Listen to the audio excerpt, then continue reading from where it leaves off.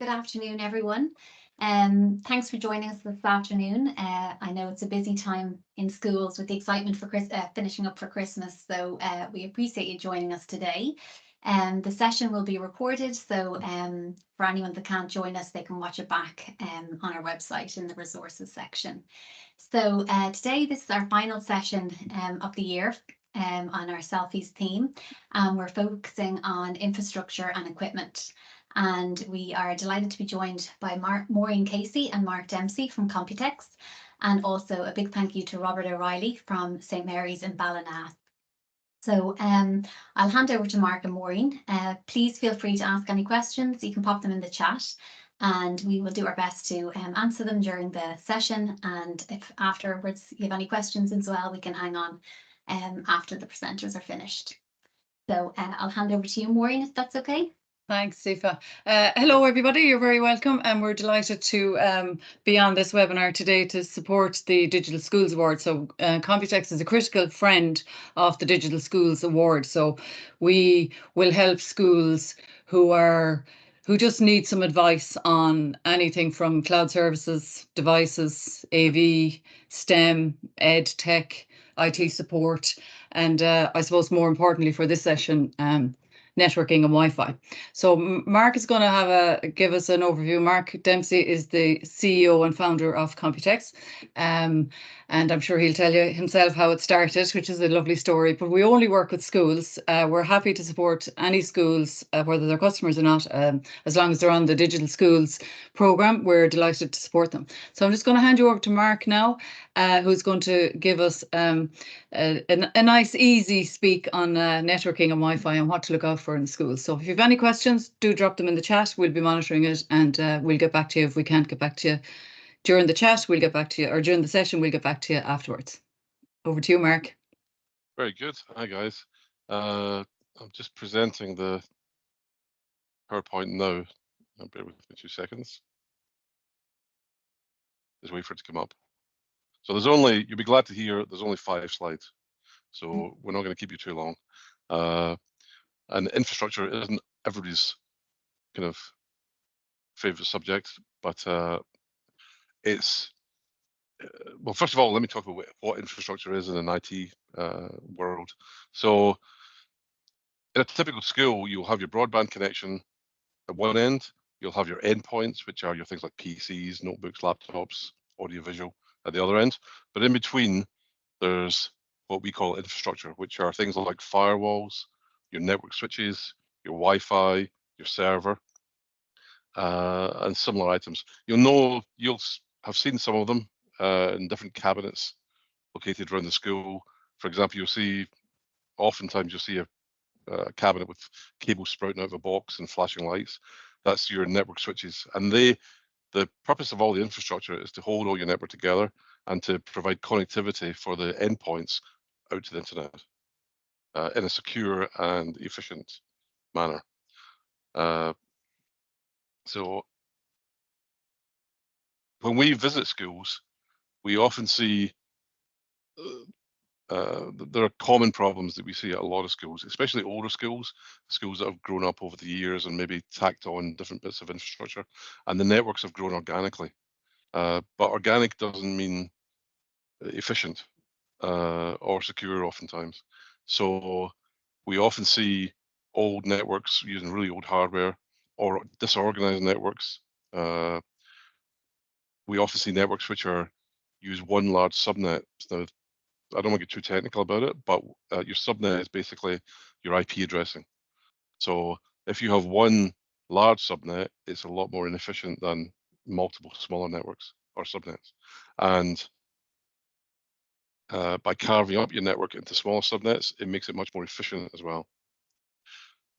We often come across slow firewalls. So your firewall is the device that basically all your internet traffic goes through, whether it's going in or going out. And a good analogy is to think of the toll on the motorway outside Kilcock. So imagine the toll is the firewall.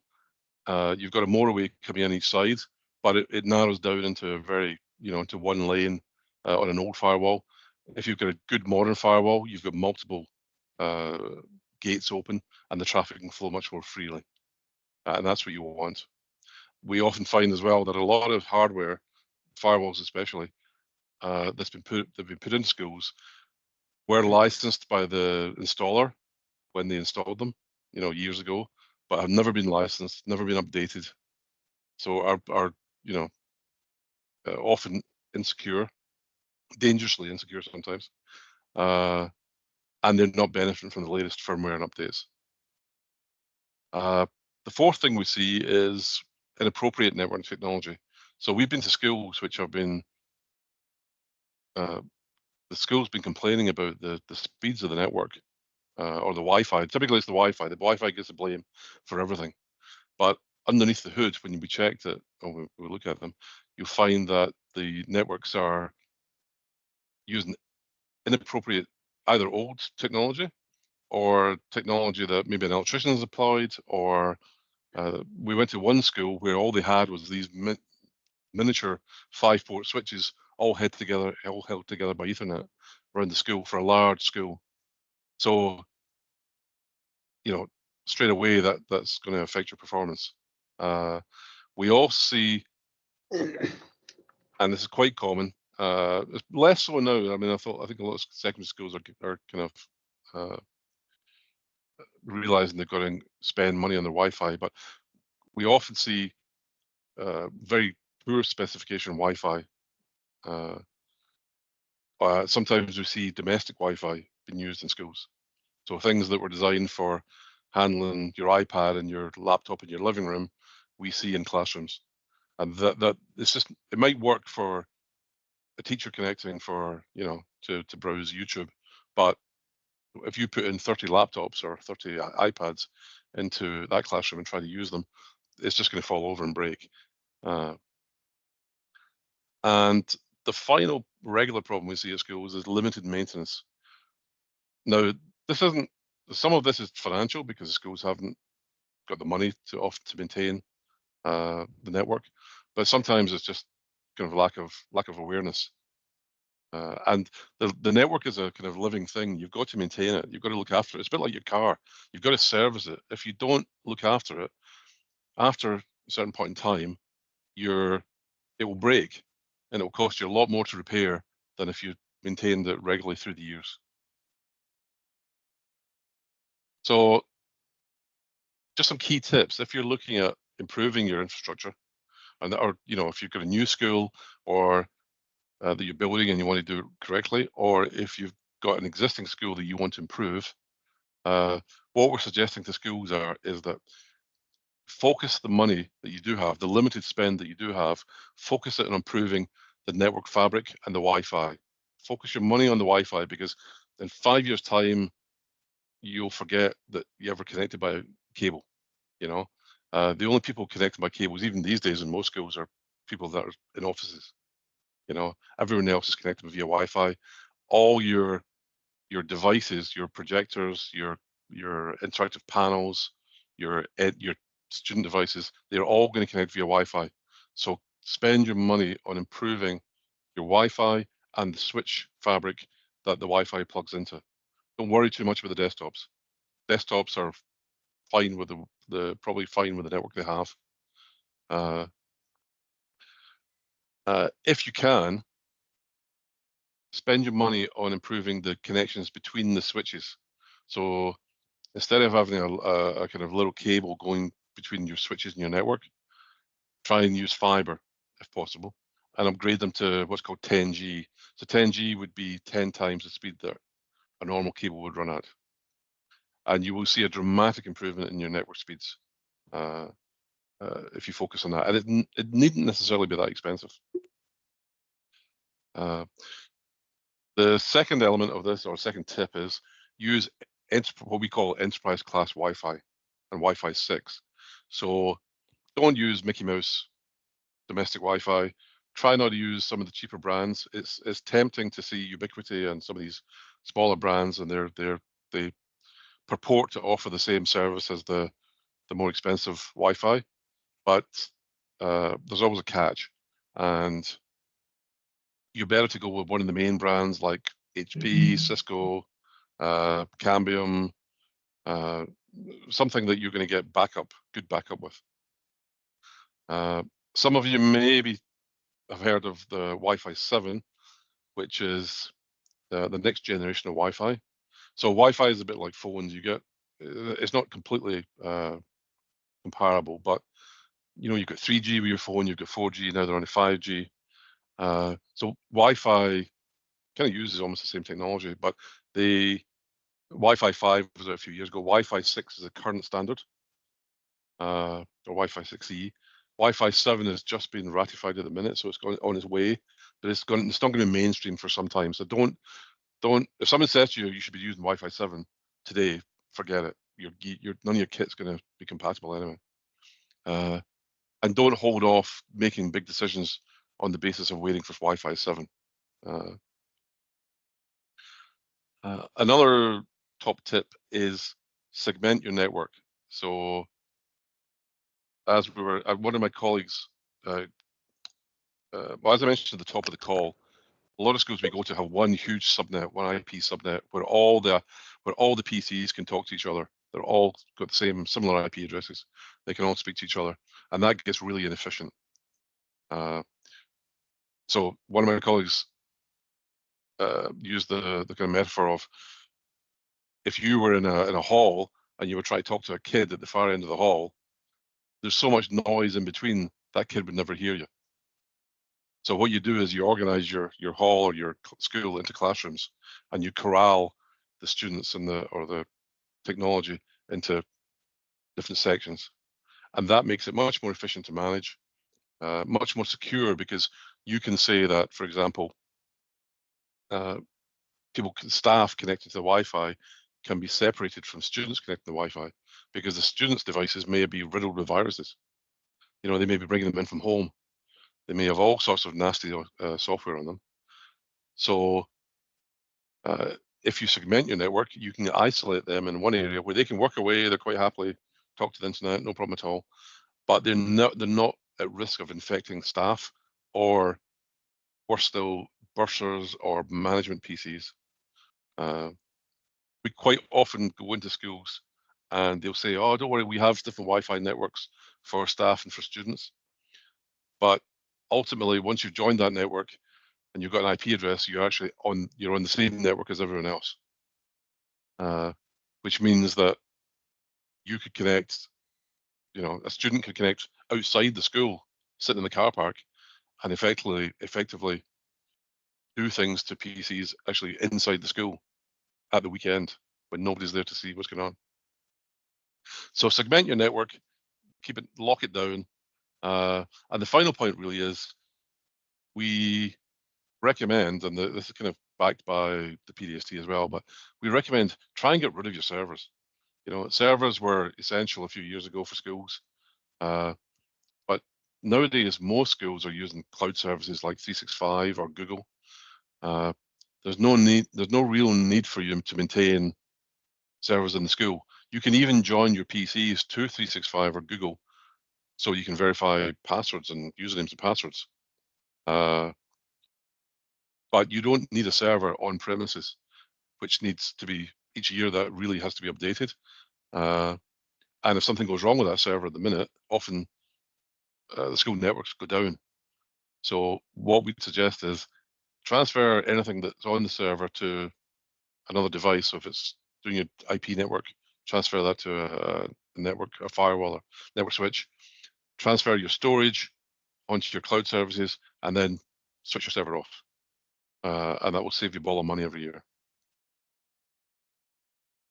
So this little graphic is just basically a summary of what I've been talking about.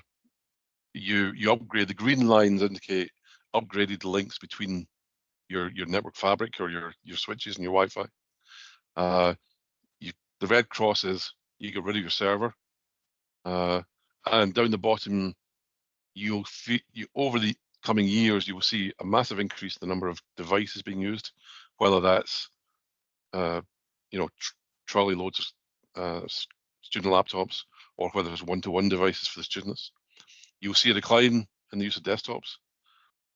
You see an increase in the use of smart audiovisual. So when I'm talking about smart audio visual, I'm talking about interactive panels, which a lot of you will be familiar with, but also the newest projectors, all connect to the Wi-Fi, and you can actually use them to write into cloud solutions like Google and Microsoft 365. So they're really, really a really good use of technology, because from a teacher's perspective, you're using the projector and a board as like you always did, but it's actually a smart device, and you're writing into 365. Everything you do on the board is recorded. And finally, there's STEM and IoT. So you're going to see, robots, microbits, all this stuff come along, and then Internet of Things, which are going to be, other devices that bolt on to do things like monitor the humidity in the school, things like that. So I've kind of covered, last slide, I've kind of covered some of this already, but once you've got good solid infrastructure, which is the foundation of your network, then you can bolt on all the sexy stuff. So you can have one-to-one, you can have trolley loads of devices, you can have the smart AV, you can have all the STEM stuff, but the infrastructure is really fundamental to making all this work. If you've got crap infrastructure, none of this is going to work properly, and it will disappoint you. So that's probably my parting comments. Don't have crap infrastructure. I'll pass you back to. That's great, Mark. Thanks a million. So Robert, are you okay to go next? Yeah, I'll see if I can share here now. Let me see. And we can check in for questions then at the end, if that's okay. Is that coming up for you? Yeah, that's sharing now. It's not in presenter mode yet. There we go. Okay, so hi everyone, and good to be with you. Thanks, I'm delighted to be asked. I suppose I'll just give you a little bit of a glimpse of our school, and we are in a very privileged position to have come into a new school last September, 12 months. So I suppose there's so many schools out there, and we were there for years and years and years trying to fight for a new school, and we are in a position that we could do everything new and start everything new. So I suppose I'll just say that from the outset, it's not the case in majority of other schools, but nevertheless, I suppose a lot of the stuff Mark has said there, we were in terms of our old school, and a lot of the things he has mentioned, we are, I suppose, in terms of the new school. So maybe just a glimpse. That's just a photograph in one part. I looked to say, what picture will I use to kind of give a glimpse? So that was our old school, and you can see in the middle between the buildings here, that was the main school building. But then there was loads of prefabs. There was blocks of prefabs here. There was this building. There was other buildings, and they were all there's prefabs behind me. So there was about 9 different blocks, or 8 or 9 different blocks.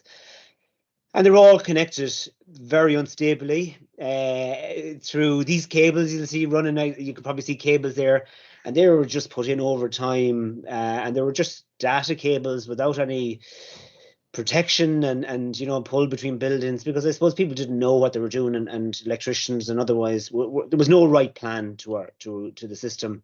So our old school, I suppose, we had 8 different blocks for buildings. And it was a very traditional higgledy system.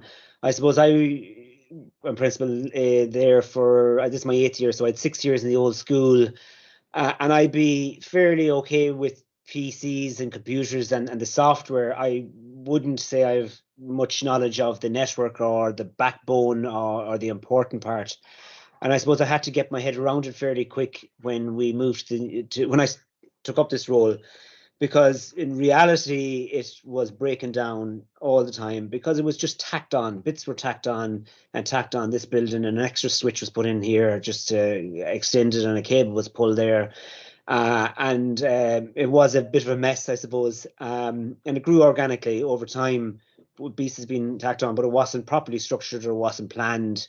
So I suppose we didn't invest an awful lot of money in it in that 6 years. We were trying to keep it ticking over, to be honest. I suppose if we were knowing that we were going to be there in the old school building for a substantial period of time into the future, we would have. So we didn't really go looking at trying to re-network it, because we were looking to the future.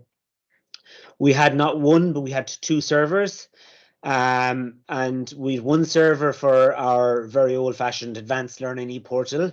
And that was really the only thing that it carried on that. And then we had a completely different server in another part of the building which was for Active Directory, not for, I suppose, Office 365. We had Office 365 as our email client, we'll say, and our storage client, but we were still only using Active Directory really for our for our account setup. So we wanted to move away from them, and they were causing a lot of problems in terms of dropout, and even the setup of a student account or the teacher's account. I had to go physically to that computer and set them up. We had very poor Wi-Fi in the school, and again, it was back to the fact that we didn't really invest in it. I suppose we could have done more, but we didn't want to pump a lot of money into the school. We wanted to save, so we were trying to keep things ticking over. So we just had Wi-Fi in certain areas of the school. And I suppose over COVID, we had different areas. We put more Wi-Fi in because teachers were working from different areas of school and not meeting in staff rooms as much.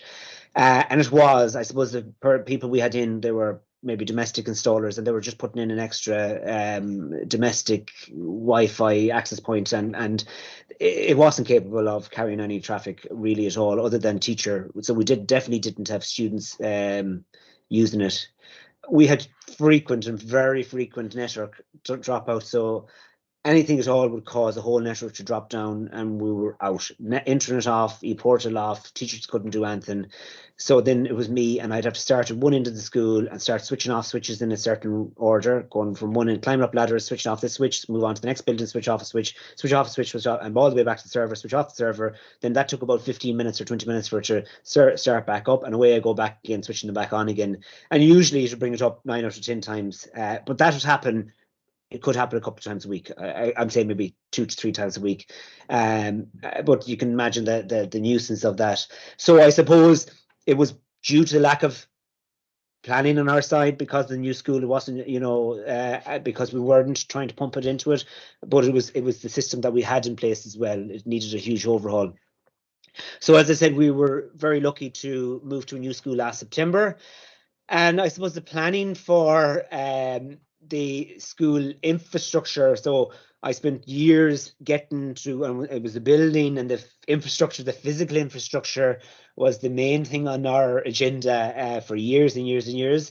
And right through while the build was going on, it was meetings about the physical infrastructure. And I suppose maybe halfway through the build, it started, the department comes out with different we have to go through the tendering process, and I suppose one of the things we had to tender was for the network and the IT and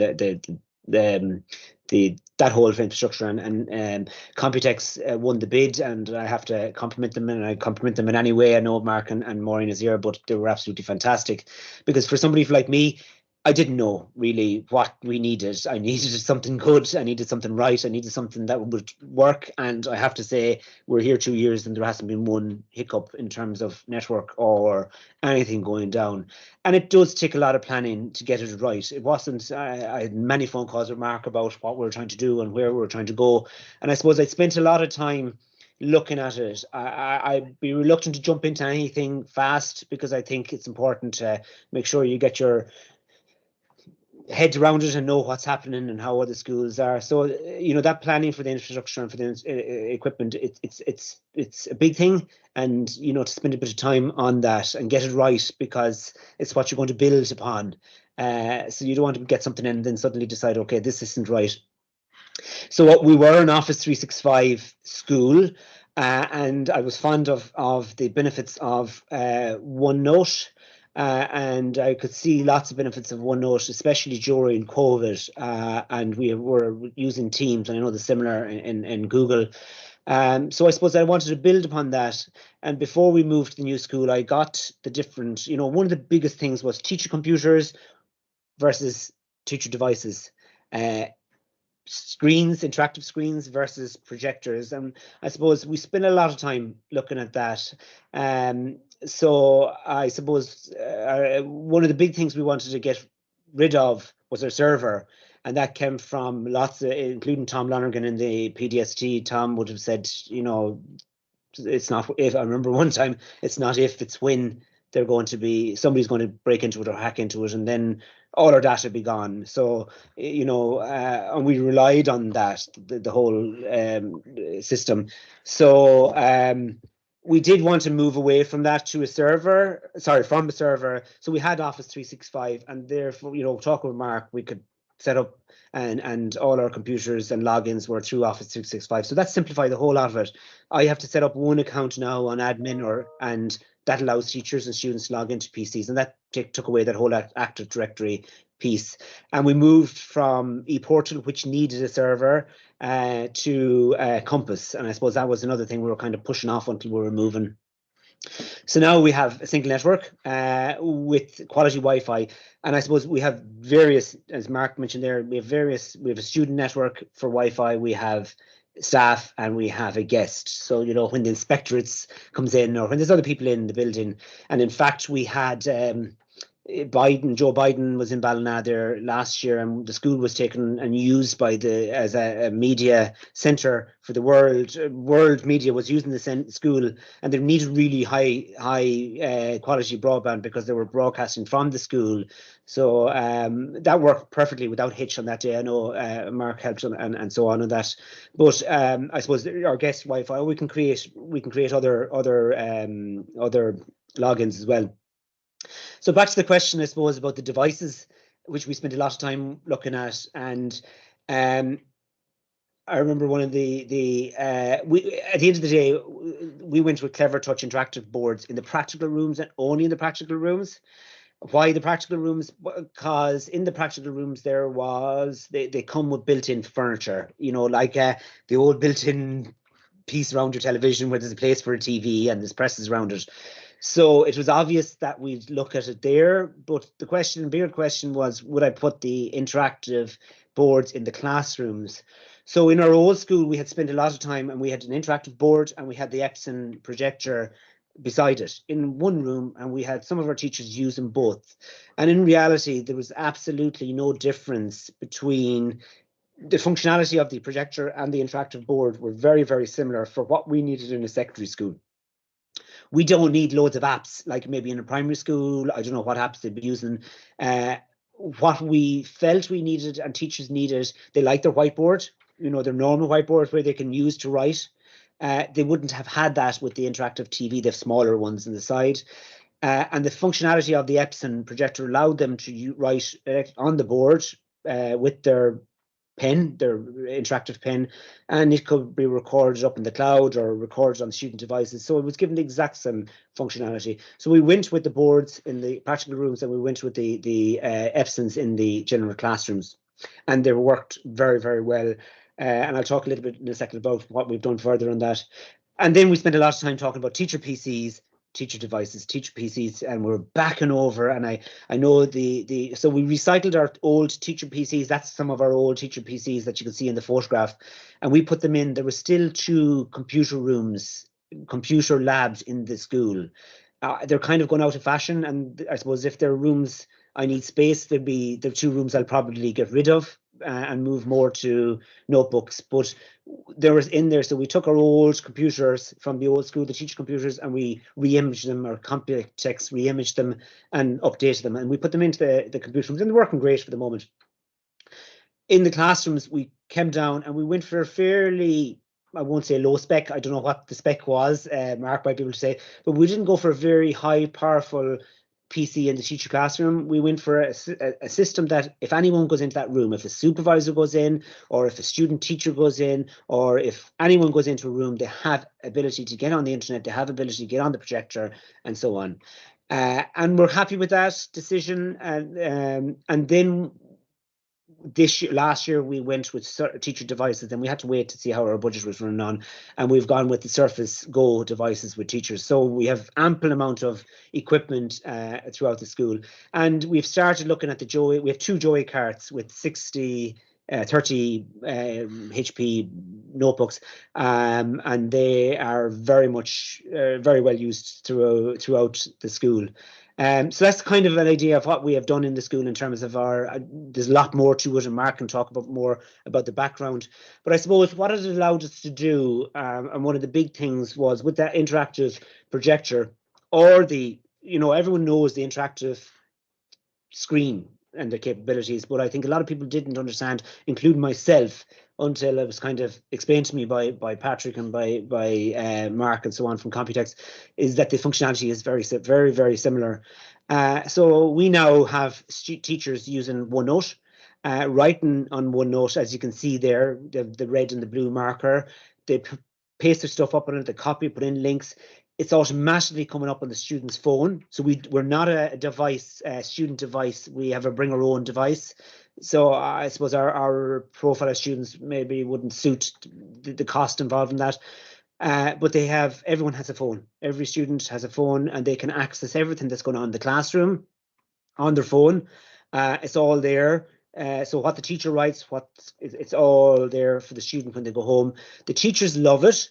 Not every teacher is. We have more and more teachers coming on. The teachers are selling to themselves. You know, we started off with a few people that thought they'd try it and they loved it. Loved it because they made their life an awful lot easier. They could pick up where they were yesterday. They knew exactly what was done. They can open up the stuff that was done before. The students have it if they're at home. If the students have gone to a football match, the stuff is on their phone when they go home. They know if a student that is weak and struggling to take stuff down, it's there. There's so many benefits through the use of it. So we're rolling it out. We maybe, I'd say about 60% of our teachers are using it at the moment, and every teacher. So I say 100% of our teachers are using it from this year.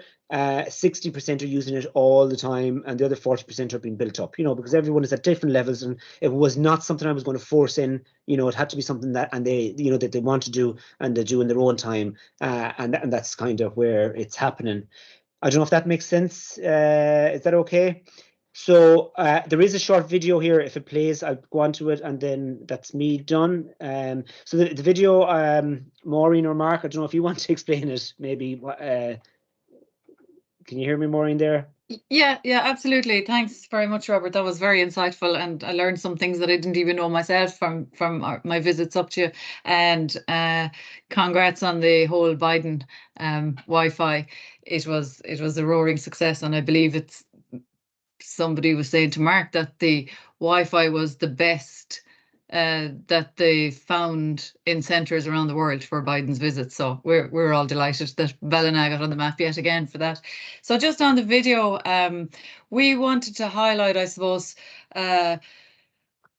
maybe more use of technology that schools have already, and we spoke with Anne-Marie Henry, one of the English teachers in Robert's school, and we went in, had a look at what she was doing. We actually sat in on her class, and we're absolutely wowed. So I think the video will tell all.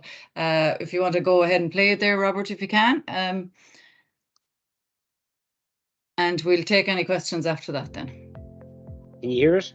Yes. Yeah. Okay.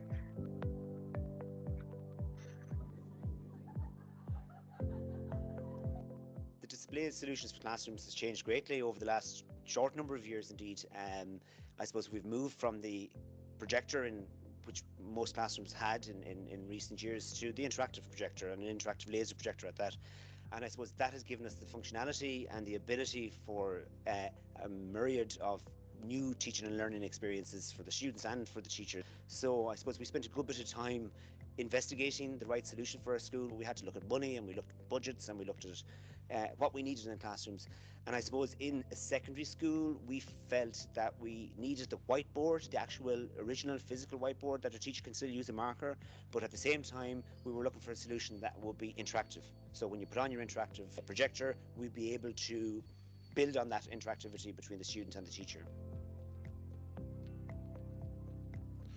So the school were looking for a solution that was bright compared with what they used in the past, the old lamp-based projectors. They wanted interactivity and all the features that brought, and they also wanted something that was cost-effective. And we found the Epson was the best combination of all those. One of the key trends is towards laser because of the extra brightness and also the longevity of the projectors compared with the old models.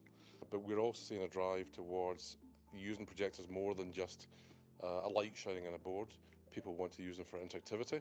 They want to be able to cast to them from the teacher's device onto the projector, but also they want to be able to write on the board and have that redirected back into what the students are seeing on their devices, and also back into their cloud solution like Microsoft 365 or OneNote. Interactive projection has completely transformed the way I teach. As an English teacher, it's very demanding. We're covering a lot of material, and I now can cover that material in a much faster fashion. The students have immediate access. They have access forever also, which is a huge benefit. But on top of all that, I suppose it has made me really think about how I'm teaching. It challenges me to present the work in a new way for students to really get involved and get on board, and it has actually saved me time. The students can come up and they can co-teach with me, and that leaves them taking ownership of their own learning. I think that's really empowering for the girls in front of me in the classroom. The classroom is a much more dynamic environment rather than teaching. Talking from the front of the classroom, the teacher is able to roam the classroom and be able to cast to the board from anywhere, and also that the students can also cast to the board. We use interactive projection the most in English, geography and music. I think it impacts the classroom very well because we can share work with everyone and like interact with everyone and see what kind of work we all need to work on. It makes it a lot easier to follow the notes, and if you miss a day of school, you still have the work. The best thing for us is that they have immediate access using their phone. You know, teenagers are never without a phone. It allows them to access that information, whether it's 5 minutes later, 5 hours later, or even 5 months later in terms of revision for their exams.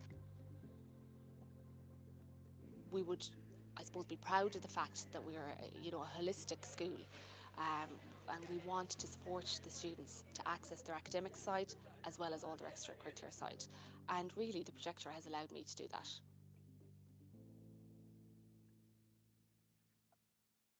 Okay, thanks everyone. I'll stop my sharing here. That was brilliant. Thanks a million, Robert and Mark. Just wondering, has anyone any questions? I suppose a quick one from me. Firstly, great presentations, Mark, Maureen, and Robert, hugely insightful. And again, like that, despite looking at the video, just listen to you over your presentation. I've learned a lot. And I suppose, what was the first piece of advice would you give a school who's kind of starting on this transformation journey? What was your recommendation? What do you think is the first thing they should do in relation to that? You know, should they, talk to you directly perhaps and understand what you experienced? Or Mark, should it be more over to yourself and Maureen, just to, from a starting point? It can be overwhelming for a school, I think what you need to do, regardless of where you are in your IT journey, is sit back, do a survey of what you've got, and that can be a technical survey, but also a teaching and learning survey.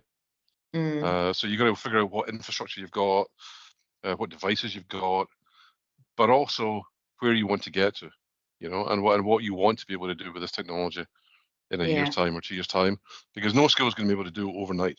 I mean, there's just, a new school is different because you've got the funding, but most schools won't be able to do this. So you have to come up with a kind of holistic, do a survey, and then you can come up with a holistic plan as to how you're going to get from your existing environment, which might be kind of old and cruddy, to a new environment, and what's the most cost-effective way of doing that.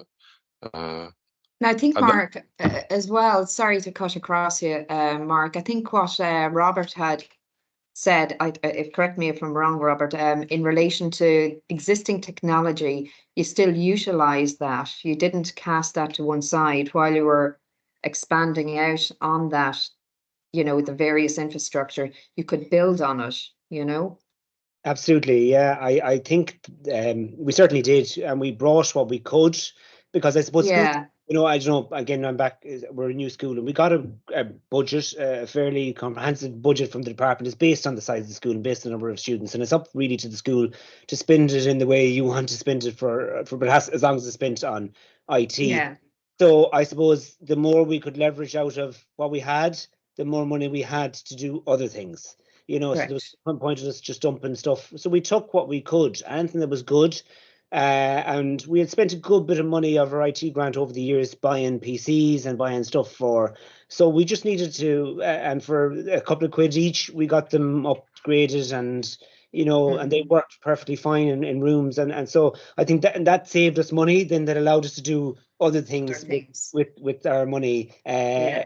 with our budget later. So I think that's definite. I think the plan in is key. Yeah. You know, it's very easy, and I'd be the first person to go off and buy a new something because it looks nice and it might be the tastiest thing on the market. But unless it fits your what you're trying to get to, unless it's kind of part of the puzzle, you need to think, you know, so Yeah. and picking it off in small bites, you know, no school can do it in one go, unless you're getting a new school. I'm sure there's other schools out there that, but I think you have to, the process isn't the same.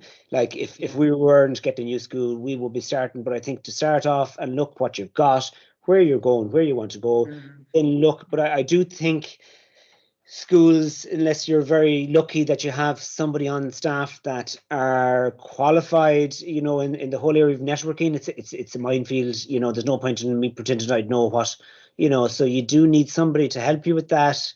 A Computex, or I'm sure there's other ones, but certainly I found Mark and the team great because you know, you need somebody to kind of guide you, and this will work or that won't work, or think about this. And at the end of the day, you have to make the decisions on behalf of the school yourself, because but you need somebody, or get advice from a few different people, you know, and see what the best way forward is then. And I think as well, I suppose one of the reasons HP and obviously Computex would be our educational partner for that particular vertical here in Ireland. And I think for us, the support is really important from a HP standpoint. Like what can, you know, at the end of the day, you're not going to be experts in every field. So that's why you have experts like Computex and HP here to help.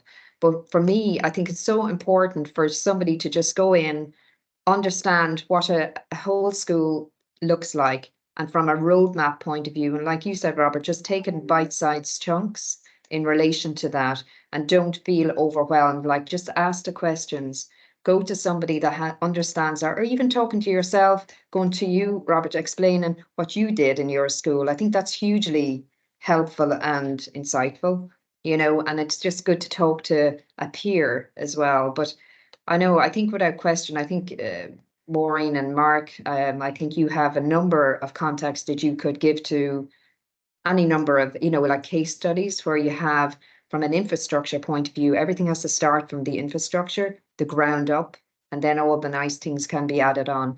But I love the concept of something you can build upon, rather than just this is a 1 to like a 5-year plan, because that's really, really important. So kind of from that point of view, I suppose, if you were looking for point of contacts from a case study, or talk directly to Robert, I'm just giving your name out, Robert, just like that. You can just contact him directly in relation to it, just to see. And obviously the Computex team would be more than happy to talk directly to you, but what your plan, individual plan, and everybody's plan is very different. I think, unless you want to add, Mark or Maureen, to that. No, just that we are happy to help. We're working with the HP and the Digital Schools Awards and the Selfie program for a while now, and we are actually seeing positive results in schools and positive results around the teaching and learning as well. So if you do have any questions, please feel free to reach out to us. I've dropped the email address on the chat there. It's easy, info@computex.ie, and that comes into my mailbox, so I'll happy to help you out or point you in the right direction if you need any help. I just agree with you, Anne-Marie. You know, I might have said that, talking to other schools. I spent a lot of time going around talking to other schools, you know, the principals. That's the first port call. You go and say, what are you doing? What are you using? Why are you using it? What works well, what doesn't work well? And you just, that would work or that wouldn't work, or, you know, and that's key. And by all means, I'm quite happy, because I annoyed a lot of people along my journey, you know, and I'm still annoying them. So I think that's what it's about, is sharing and it is. And I think everybody learns from each other, and that's why these forums are brilliant, you know, where you have experts in there, but people like yourself, Robert, sharing your experience and your day-to-day experience from a new school, or indeed existing equipment, and what you have done. And it's not all going to happen overnight, but there's people here to help, I think, is the key thing. And through the Digital Schools Awards, HP and Computex, we can actually organise various talking sessions with other schools that can similar structure around infrastructure, if you so wish. I think the Aoife, Kate and the team will be more than happy to facilitate if this is something we'd look at having a phase 2 in the new year. Exactly.